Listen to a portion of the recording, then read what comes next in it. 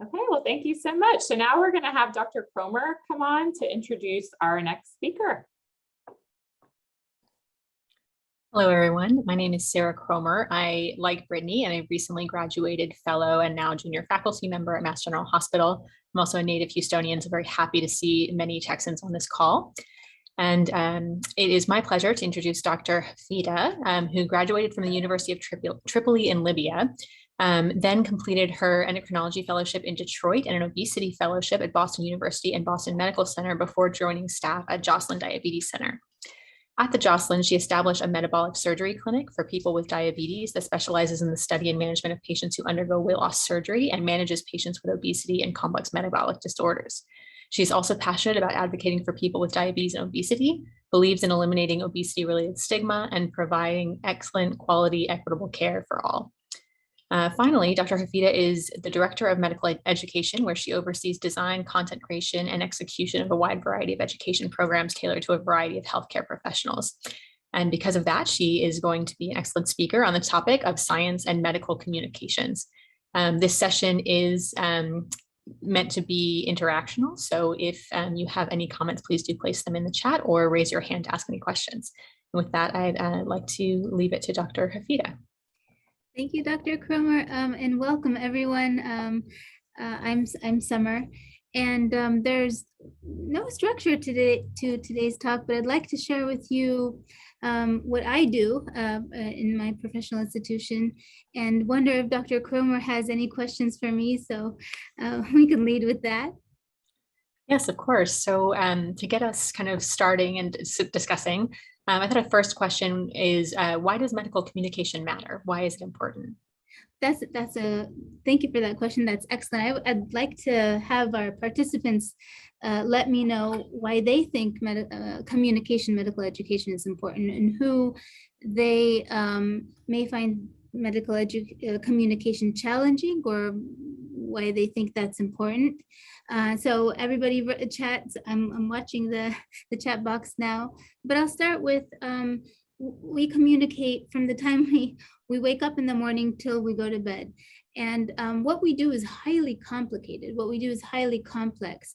And we've went through all of this training, learning complicated scientific concepts and integrating it all together. And sometimes simplifying these concepts is super important because otherwise all of our efforts, everything we do, whether it's research or just learning, is not unfortunately being conveyed, so it gets lost. So think about, for example, a presentation that you may have to your peers about your most recent research project, and you have an audience that isn't really engaging with you, or that half hour passes and you wonder at the end of the day, did anybody really understand what I just said after all those days and nights that I spent in the lab, or wherever it is. So knowing how to communicate with your audience is super important, so that all of your efforts and everything that you do on a daily basis doesn't get lost. We communicate with patients, we communicate with their families, we communicate with our peers, we communicate with with our families and our community. Communication and understanding how to do it effectively is just as essential as the knowledge we have in our heads. And I see some great comments. Thank you, Andrew. Sometimes I think I have made a great plan with the patient only to have them come back in 3 months and none of it occurs. That happens all the time. So, I'd also like to hear from you in the chat what kind of strategies that you use. But listening to yourself, self-reflection is also very important. So think about this, this COVID pandemic and what has happened. For example, how many messages haven't gotten through to people? How many questions have you gotten from people who you think this should have been very obvious and very clear? Communication has not been the greatest. That's the conclusion, and perhaps that's part of the reason why we are in the situation we're in. So we have to be communicators. Just as good as we are with the science and the knowledge we have to be communicators. And Noha is telling us that miscommunication consequently can be dangerous. Absolutely. It can be dangerous. Not only to our patients and community, but also for ourselves. You know, we might get in trouble if we miscommunicate. So there's been several excellent comments on the chat about how important communication is and how if it fails or falls through, it can lead to adverse outcomes. Are there any principles that guide your medical communication to ensure clarity, especially when talking to patients or colleagues? Absolutely. So I'll focus a little bit more on the education piece to peer-to-peer, to colleagues. So most of us, I imagine, we are responsible for teaching. So I'll put patients in a different category, but we're responsible for teaching people from their early careers in medical school all the way to, you know, our senior colleagues as well. So the principles that we use differ according to the audience and who we're talking to, but the principles of education or adult learning are the same. So one of the most important things to learn, and this can be very fluid, is to really understand who your learner is, what their background knowledge is, what you can use from their prior knowledge to anchor on and then build on, and what their prior experiences are. So that's probably the most important thing, to understand your learner. And I see some comments from the audience that say, I specialize in pediatric psychology, big fan of scaffolding and the teach-back method. I love that, Samantha. That's really good. And asking my patient questions as I go. And that's not only applicable to your patients, also for peer-to-peer. For example, it's important to know that your learners, each person has their own learning style. We've all heard of these concepts, like I'm a visual learner or not visual learner. But what the studies tell us that despite what your individual learning style is, what's more important is that you style the teaching method according to your content.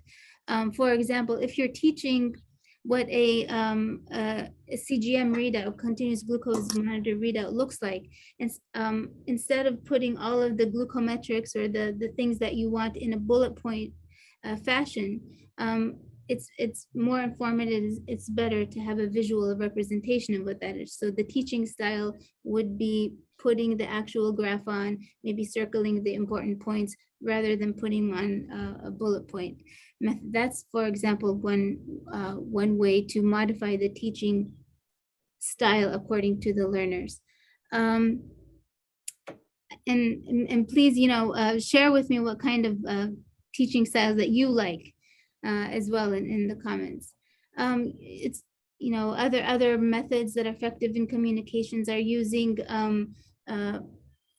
space type of learning. So if you have a knowledge or content that you want to convey, chunking out those basic concepts into little bits and pieces, and instead of having one concept at a time, really helps your learner, because they're bringing from prior memories, and then you're allowing them to have a break and have a period of time where they form new memories and new knowledge base before you introduce something else. So spacing is also an effective way to make sure that you communicate a certain concept. And if there's So I was just going to question. Yeah. Ask this question. Going back to one of the first comments you made about understanding where your learner is coming from and what kind of education they have. I was going to ask if you have any preferred methods for assessing where the learner is, whether that's kind of the Socratic method or, kind of getting an idea for what they learned in their classes or what they, example patients that they've seen. Do you have any kind of preferred methods for getting at that? Absolutely. So in many of the the things that we do here at Just Learn that I'm responsible, we have various types of learners. So one method that we do is just a background knowledge survey. And with, knowing what the content that we want to deliver or what they ask to deliver, we ask them, a bunch of questions. And that survey method really works and helps us a lot. It is not uncommon for people to overestimate what they believe they learn, and we take that into consideration, of course. But that helps, especially if your learners are not with you at the time that you are delivering that content. And then regarding your second point about, tailoring your teaching to the content, that's obviously been very difficult in COVID, where many of us are, receiving our education through Zoom or through kind of different formats than normal. Do you have any recommendations for kind of optimally using Zoom for teaching, or finding ways to, have those visuals, have that kind of chalk talk feel during Zoom? That's a great question, Dr. Cromer. So the learning platform, the remote learning platform, it has been very challenging. And I personally did not realize how challenging it was until recently, where I've come to realize that when you are teaching online, you have to be on the air all the time. There's no break, there's no natural pauses that you can allow. It's like being on air all the time. So, being a physician, that's not what we were trained in. We're not radio hosts or anchors. So that's probably the number one challenge. So giving yourself a break in the form of pausing, asking a clinical question in between gives, what I do is I take the entire chunk of time that is allocated to me, and I divide it into equal spaces. And I allow for that natural pause in the form of a question, or the form of a poll, or the form of an activity, like a short, quick game. And that not only allows me to take a breather, but it also provides that spacing that I was talking about so that the learner can also take a break. But it is challenging. It is very challenging in the remote setting. And I see a comment from Samantha that I think will be a good discussion. I have read some research about communicating related to people's expectations, related to possible outcomes, for example, positive versus negative, and try to assess potential barriers or concerns in order to teach and provide support related to those concerns in relation to the learner's goals. That's a long question, Samantha. That's a long one, but I think I understand what you mean. So one thing we don't think about when we're teaching is developing that safe space for a learner, especially when learners don't know each other. And you're asking them questions, and there's a leaderboard, or you expect people to talk out loud. Creating that safe space and emotional comfort is super, super important. So I know Noha and I, we use humor a lot. At least we try to be funny, and just make tone it down a little bit. Using music is really a nice way, like even in the introduction, we do this all the time, just to set the ambience and the tone that everybody is. This is everybody's here to learn. It's okay if we don't know the answers, and it's okay to raise your hand and ask us. So I hope people say, I hope I answered, Samantha, your question. Okay. Just let us know, Samantha, if something is unanswered. Along those we've touched a little bit on difficulties of communication and education during the pandemic, and kind of the limitations of Zoom and ways to make Zoom more approachable. Do you have any recommendations on how to maximize the educational experience for a learner using traditional slides, which is often what we're stuck with on Zoom? Yes, absolutely. When you're using slides, less is definitely more. Remember, your learner is looking at you speaking, and they're looking at a page that has informational content. So less is more.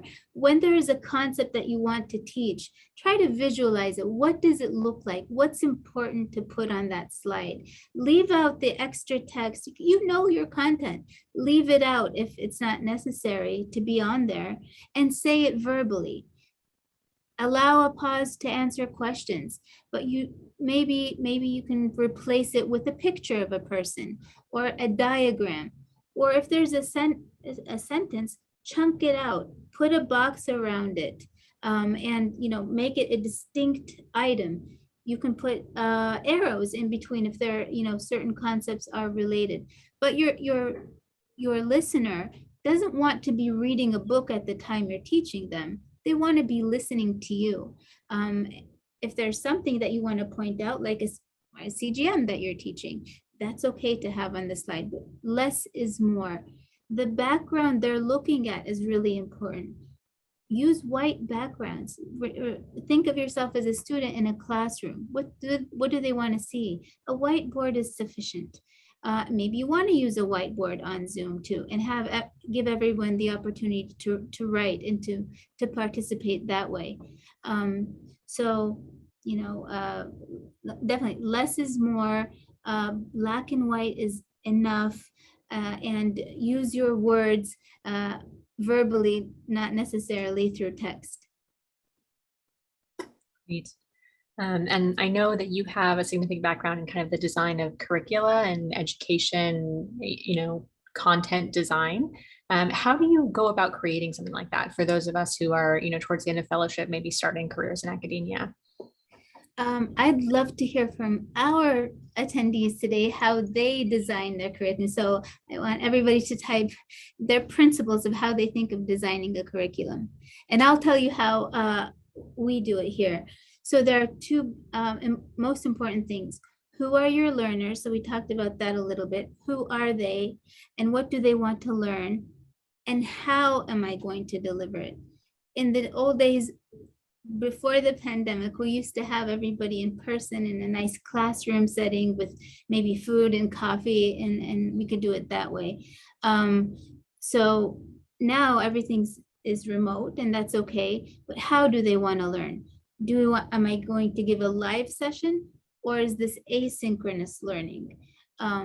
So those are probably the two most important points. Who is my learner, and how are they going to learn? In what fashion? Then, after that comes the agenda. How do I want to sequence the events? And then how do I deliver it? How am I going to inform them that the program is happening? And who am I going to invite along with me to give these talks? Who is going to review the content? Is it me, or is it a team of people? And at the very end, giving feedback in real time, not only to your learners, but you want the feedback as well. So, making sure that your learners tell you what you did well and what you could have done better. Thank you, Andrew, for your comment. Establishing a clear objective of what you want your learners to know and do, and then you work backwards. Yes, backward design is probably the most effective way to do it. I imagine that most of the fellows on the call have done a fair amount of teaching of peers or of medical students and residents, but maybe have not designed curricula for a large group. Do you have any advice in kind of taking those bedside teaching or kind of small room chalk talk teaching and turning it into a more complex curriculum? Absolutely. So what the medical students or the residents or the fellows want to know is what they can use in their clinic when they become attendings. That's probably what they want to know most. So encourage them to bring the cases that they feel challenged with. Encourage them to do the research on their own cases and have them develop a part of the curriculum alongside with you. And that's the best way to do it. We call it productive struggle, or learning by doing is probably the best way. And at the end product is always something beautiful and unique and useful. I think that's the best way to do it. I've not heard that phrase, productive struggle before, but I feel like that sums up kind of medical training is productive struggle.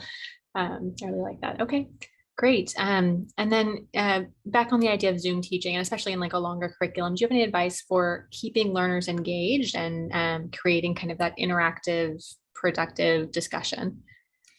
Yes, so when we're delivering a synchronous or a live type of program, make things short. The talks should not be more than probably 45 minutes, and allow for some time at the end for Q&A. And try not to, we all try not to stack lectures back to back, and we give breaks. We use Kahoot a lot, we use polling, we use interactive cases, we make videos.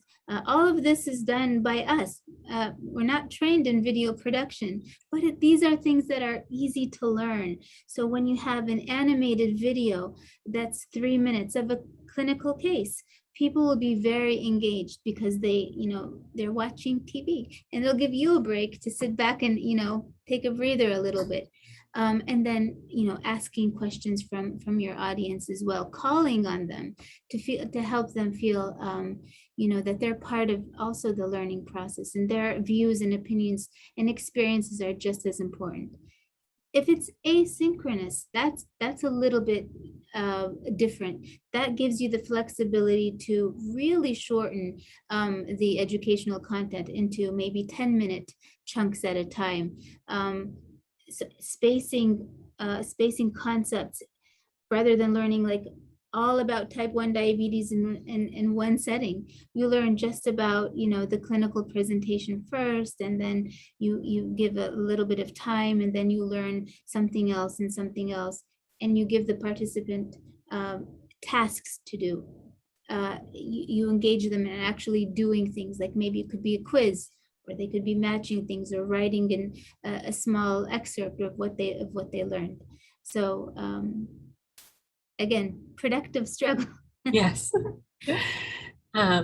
Well, on the, being inspired by this and wanting to make sure that we leave some time for questions, does anyone have questions about medical communication, especially in the educational world, potentially communicating with learners or being a learner? Okay, here we go. So Andrew asks, would you be willing to share an example of when you felt particularly effective in your medical communication? Yes, and Andrew, I would ask you, maybe do you mean toward a patient or toward another learner, or? Either way, I would be curious to hear. It sounds like this is a bit of a broad topic, but if you have an example of both, I'd be interested. Sure. I'll share with you something, that happened today that I was very proud of. It was a patient communication. This is a patient who was really afraid of taking the vaccine. She had 2 young children, and she just didn't want to, because her reasoning was this vaccine was brand new. So what I told her was that, yes, the virus is brand new, but the technology of vaccine is not new. So all of the vaccines that you got in your lifetime, including the flu shot that you got that year, this technology is old. What they put in the technology, the virus, it is new. And that made her say, oh, well, that makes sense to me. I know the virus is new. I thought the entire thing was new. And so she went out and she promised me that she was going to get her vaccine. So that was something I was proud of today. In terms of, I guess, peer or fellow or, education, I think just having the participant engage, making them feel, like I said, emotionally safe. It's okay not to know, and to help them, reach whatever personal goal they have and go beyond that. Emotional safety is super important in my opinion. Probably that's the #1 thing that I strive for when I communicate with people. Hope that answers the question, Andrew. I think the concept of emotional safety is especially interesting. Oh, let's let Rachel's question go. Could you please repeat some of the interactive adjuncts you've used, including Kahoot? Some of my teaching is from prepackaged lectures, and I'd love to incorporate these. Happy to hear suggestions from others too. All right, absolutely. Thank you, Rachel. Yes, so Kahoot is actually a really fun interactive tool. And, it's not that unfortunately not that expensive to use, but you can use what it does is that it gamifies your presentation. So it allows you to build, a few questions on there, and you give a code to your participants. They log on to Kahoot, whether it's through their phone or through their browser, and they'll get sort of like little avatars assigned to them, and you answer questions. One question each question is timed, so they have time to think about it and to answer. And then there's a leaderboard at the end, so everybody can see how they've done. And there's music, and there's it's a fun way, again, to relieve the anxiety of learning. It's a fun way to engage and also draw on that prior memory and what the concepts that you've just taught them. So yeah, thank you, Naha, for the link is in there. We use this quite often. The other resource that I like to use, of course, Zoom has its own polls, and other platforms like webinar platforms have polls that you can enter just basic questions throughout your presentations.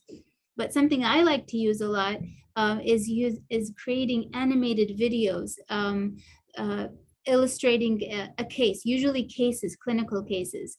And it may sound elaborate and fancy, but it's very, very easy. It's just a drag and drop concept. You have a group of characters that you can choose from, you can customize, you can put them in a clinic, and you can develop a scenario. And at the end, you render a video, and it's something really unique and very special. The one I use quite a bit, and maybe Noha can help me here, is called Vyond, VYOND. And it just elevates your content rather than putting a slide with a 57-year-old patient in all of their labs. This creates a real, almost human-like experience that's really, really fun. And people really do pay attention because they haven't seen it before. So those are probably my two favorite ways to insert engaging content to my talks. This has been wonderful. Thank you so much, Dr. Hafida. We are reaching the end of this segment and want to leave just a few minutes to transition. So I think I speak for everyone when I say thank you so much for your time and your expertise. And we will transition over to the next talk.